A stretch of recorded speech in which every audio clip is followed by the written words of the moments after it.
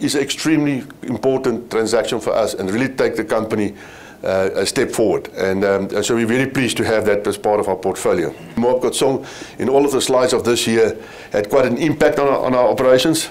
Moab Khotsong, we had the results here as 4 months in our portfolio. How did our operations do in the last year? And we're quite pleased to say that more than 90% of operations were really in a profit. We still had target. Of note is that we have these low-grade operations we used to have in the past, like Doornkop and Masimong. And these are operations, especially Masimong at one point in time, or Doornkop at one point in time, we actually wanted to close because they couldn't make the grade. The performance of those two operations have done very, very well. So Pong operations doing well. We restructured Unicell in the latter part of the year, only mining basal mining. And we're glad to say that in the June month, we actually got Unicell back into profit. Joel will still have, we had obviously an issue with below infrastructure mining. We actually developed the mines, and the areas that we had to go to, we had a clip plant intrusion, so we didn't have places to run away to. So our current crews are fairly inefficient.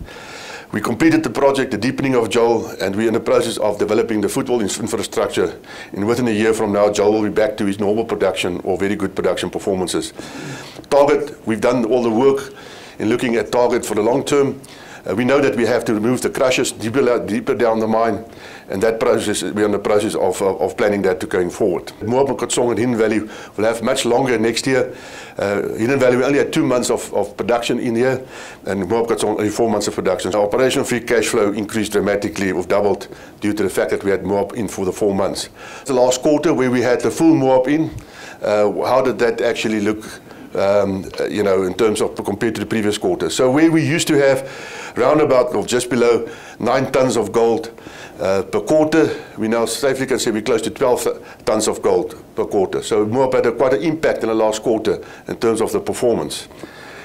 If we look at grade, where we used to be a 5.2 grams a ton type of operation, in the previous quarters, we now got very close to a 6 grams per ton company. Now, in my life in Harmony, I've been in Harmony a long time. We've never been to 6 grams a ton in Harmony, so we're very pleased with that performance to have that kind of grade into our portfolio.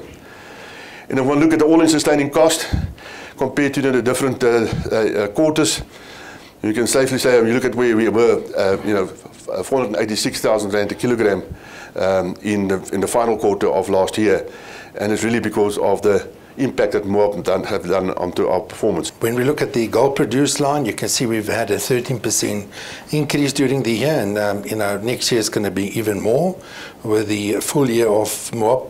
Our production profit went up by 20% to 5.3 billion.